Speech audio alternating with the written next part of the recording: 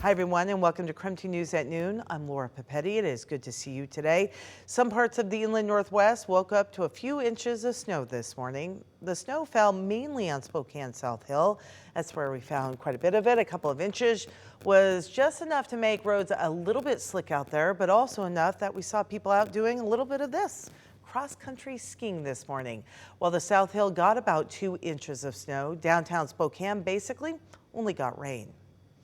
So for more on the snow and weather in general and what we can expect for the rest of the day, let's check in with meteorologist Thomas Patrick. Thomas, what do you know? Now, I know that people will find a way to take advantage of the snowfall, but cross-country skiing out at the sports complex, that's a new one here. But it's still messy on Regal Street where our station is located at about 41st Avenue. But since then, actually a little sunshine trying to peek out here. But I mean, look at this. This is the last 12 hours on Doppler radar that you're seeing here. The mix of this rain and snow right through the early morning hours. But over downtown Spokane and Spokane Valley, it did stay as all rain. That 400 to 500 foot elevation difference between the lower elevations and the higher elevations made all the difference as of today. As of right now, again, clouds are actually starting to depart, and the farther west you go, the more sunshine you're going to find. And honestly, it feels a little bit nicer, not just at 33 degrees, but enough that some of the snow that's on kind of the awning here, I've been hearing the little plops of those little just kind of mushes of snow moving off to the side here. Otherwise, things are starting to melt, even on our set, about kind of an inch of, I mean, that's water as of this point. So what snow did fall on the South Hill is going to melt. What rain fell over downtown is just going to stay wet for the rest of the day. But at least it's not going to rain or snow any longer here. High temperatures will be in the 30s for today, a little bit more in the way of 40s over central Washington. So we'll enter a slightly dry stretch of weather to finish off 2024. But the first days of 2025, we're right back into that rain, snow mix possibilities. So we'll break all of that down in my full forecast coming up. All right, my friend, thank you. Funeral planning is underway for the nation's 39th president, Jimmy Carter, who died yesterday at the age of 100 at his home in Plains, Georgia. Those who knew him well and those who just admired his work are offering tributes this afternoon. Nicole Valdez shows us how the nation is now remembering the former president. Former President Jimmy Carter's work with Habitat for Humanity is just one of his many legacies. He was certainly a humanitarian. He put politics aside once he left the White House and just did good for the common man. It was work he cherished late in his life. There are times when it gets so hot and you're working long hours.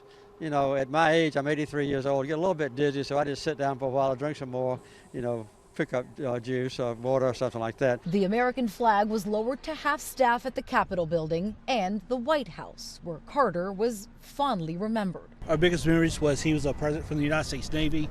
He defended our country very valiantly. In Carter's beloved hometown of Plains, Georgia, where he and his wife Rosalind spent most of their 77 years of marriage together, and where he taught Sunday school, the loss is profound. One of his 11 grandchildren spoke a couple months ago about Carter's view of his life. I think he wants to be remembered as someone who was honest, as someone who did what he thought was right. A memorial is growing here at the Carter Center in Atlanta. Mourners are leaving flowers and cards. Someone also left a jar of peanuts, a symbol of Carter's humble beginnings as a peanut farmer. He was pretty direct. He was soft-spoken. Carter was the nation's longest living president. His goodbye includes a service here at the Carter Center and state funeral in Washington on January 9th, before he's laid to rest in Plains next to his wife. Nicole Valdez, CBS News, Atlanta. And President Carter made a handful of visits here to the inland Northwest over the years. KREM 2 Chief Journalist Amanda Rowley has a look back. We dusted off our archives from the late 70s and determined former President Jimmy Carter made 2 trips to Eastern Washington during his presidency. A presidential visit is no small event, and that was definitely the case when President Jimmy Carter came to Spokane. He made his first visit in 1978 for the 4-year anniversary of the World's Fair. A crowd greeted the president at Fairchild Air Force Base before his motorcade took him downtown. In front of a crowd of some 25,000 people, Carter dedicated the former Expo site as Riverfront Park. During the ceremony, he praised the people of Spokane for investing in the urban redevelopment of the site. You've transformed an area that was declining, that was far short of its great potential, into one of the nation's most innovative and refreshing urban settings. Later that day, Carter held a town hall event at the Spokane Convention Center. 1,700 ticket holders greeted the president with a standing ovation. Thank you again.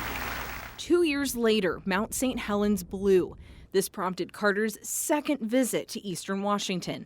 2 days after the eruption, Carter declared a major disaster for the state of Washington. The next day, he stopped in Spokane on his tour of the Mount St. Helens devastation. There he would find the hillside where he dedicated Riverfront Park, now covered in several inches of ash. 2 major regional events, all tied to the life of an American president. Now, we also know Carter visited Eastern Washington a third time, but it was before he was elected president.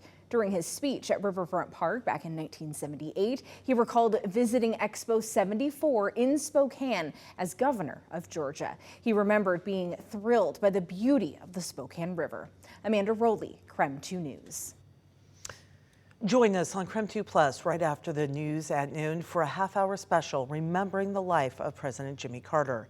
If you don't yet have KREM 2 Plus, it is free to download for Roku, Fire, and Apple TVs.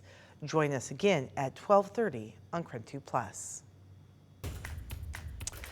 One man is dead and 4 Spokane police officers are on administrative leave after officers shot a suspect near the Garland district. It happened yesterday about 4:30 in the afternoon at an apartment on West Core Avenue. Officers responded to the area after reports about a man shooting out of an apartment. They immediately began securing the situation and addressing the individual. At some point in time, the officers felt that there was a threat. Up to 4 officers discharged their weapons, and the individual, unfortunately, is now deceased. The Spokane Independent Investigative Response Team has now taken over the case.